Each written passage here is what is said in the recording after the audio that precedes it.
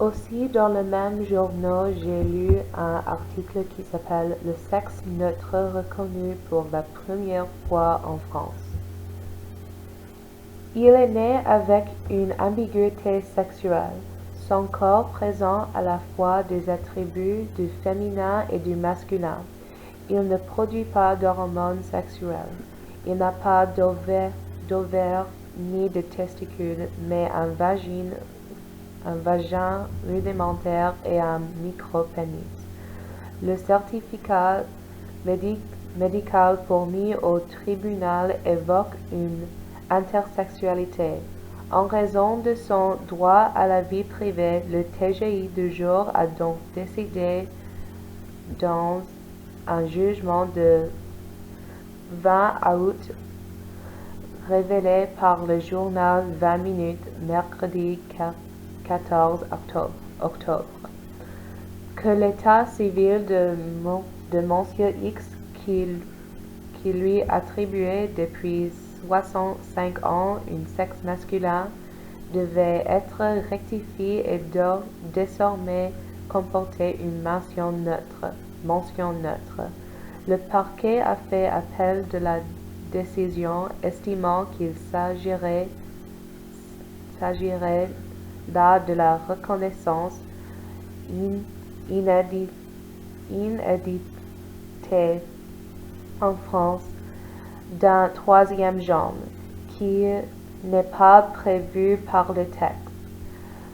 Il en va effectivement ainsi à la naissance. Établissement de l'état civil prévoit l'assignation d'un sexe. Or, s'il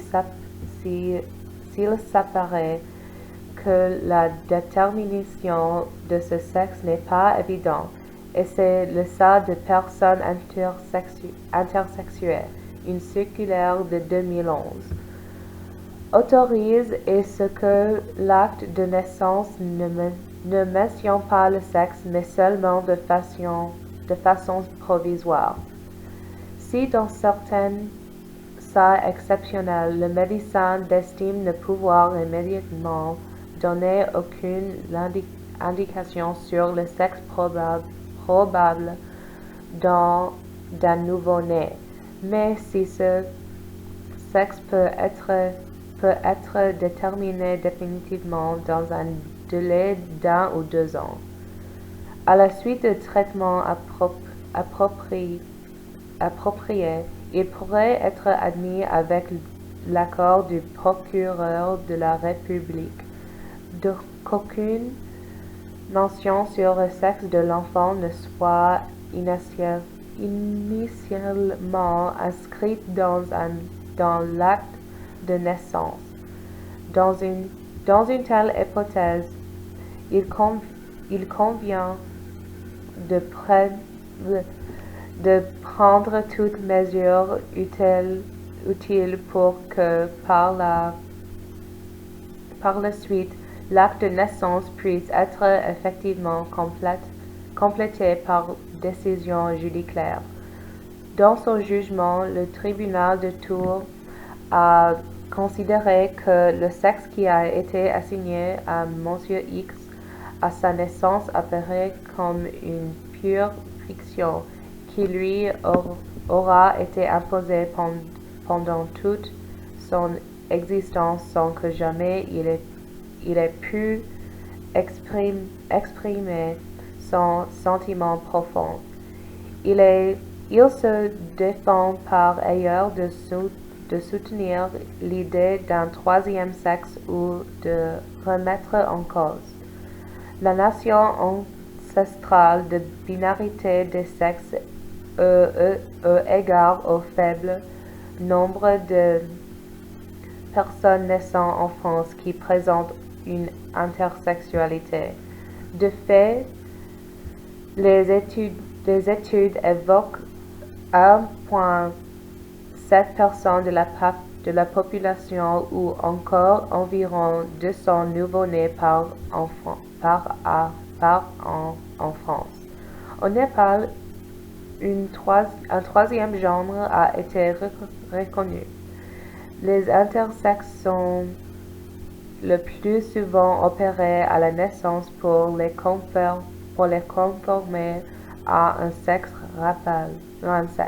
Rappelle Mila Petkova, avocate de Monsieur X, qui pour sa part n'a pas subi d'opération.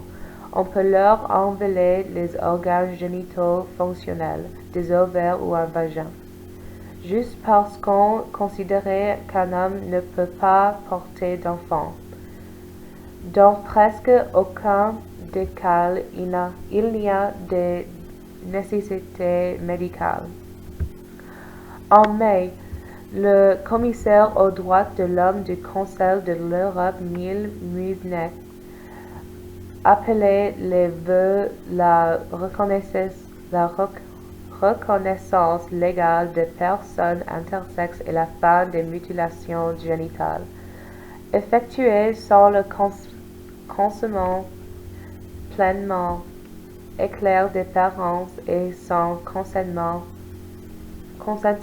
des personnes intersexes elles-mêmes. Les Européennes sont encore très peu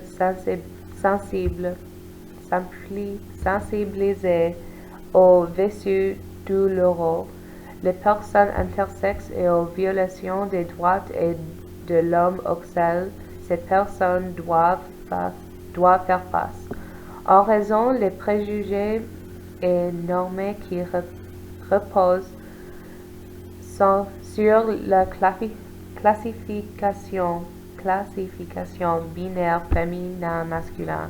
Des nourrissons intersexes subsistent des interventions chirurgicales et des traitements médicaux non nécessaires, et il règne dans la société un climat d'incompréhension. Il est temps de s'atteler à résoudre cette situation acceptable.